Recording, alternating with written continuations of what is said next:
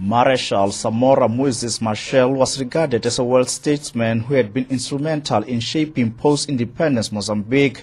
He led decades-long revolutionary armed struggle against the Portuguese colonial rulers, which culminated in the independence of Mozambique in 1975.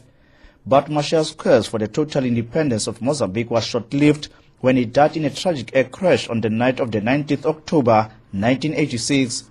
At the time, Machel was on board a Russian-built Tupolev 134A jetliner traveling from the Zambian capital Lusaka to Maputo, Mozambique. It crashed 150 meters inside South African territory after colliding into a hillside at the Libombo Mountains in the Mbuzini area.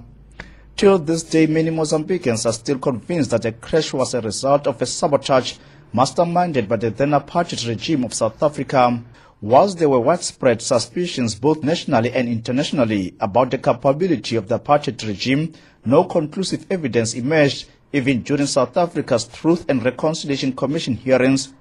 Today marks exactly 25 years since Samora Machel's death, and his widow, Graça, is still looking for answers on who ordered and masterminded her husband's death. Graça, who's now married to former President Nelson Mandela, has once again made a passionate plea to both South African and Mozambican government authorities to honor their pledge to institute a full-scale independent judicial inquiry into the air crash disaster that claimed her husband's life. So the two governments, Mozambique and South Africa, they have promised, it's not me alone, they have promised to give us the full account of what has happened. For you, Samora was the president. For my children, Samora is the father. And I want this to be clean and clear so that I can carry on with my life in peace with myself. So it is something which I am absolutely sure it has to be done. But more importantly, I would like it to happen in my lifetime so that I can go to my grave with peace of mind. Graça's quest for justice is supported by her entire family, including her 32-year-old son, Malenga Machel. About the plane crash itself, I do not have questions. I have questions in terms of certain specifics and certain details. But first of all, you know, he was the head of state. The political situation in the region was tough. And, you know, in politics, some people do what they have to do. He was a victim of that. Was there any collaboration from the Mozambican side?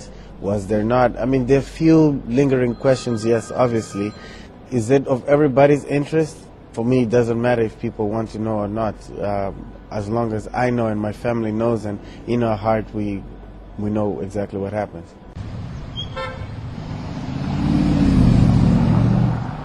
On the streets of the capital Maputo, ordinary citizens still mourn the death of Samora Machel, the man they so idolized and regard as a martyr. For many here, Machel's charisma and resolve to lead a bloody armed struggle to free Mozambique from colonial rule symbolize a true stature of not only a brave guerrilla fighter, but a man of the people who led from the front and provided visionary leadership during trying times. Machel's son Malenga says even though he was 7 years old when his father died, he still relishes every moment when he sees Mozambicans celebrate and honor his father's legacy. The key thing is they felt very close to him and they felt his realness. So to him, Samora was not a politician. He was one of us who was in power. He was real in his heart.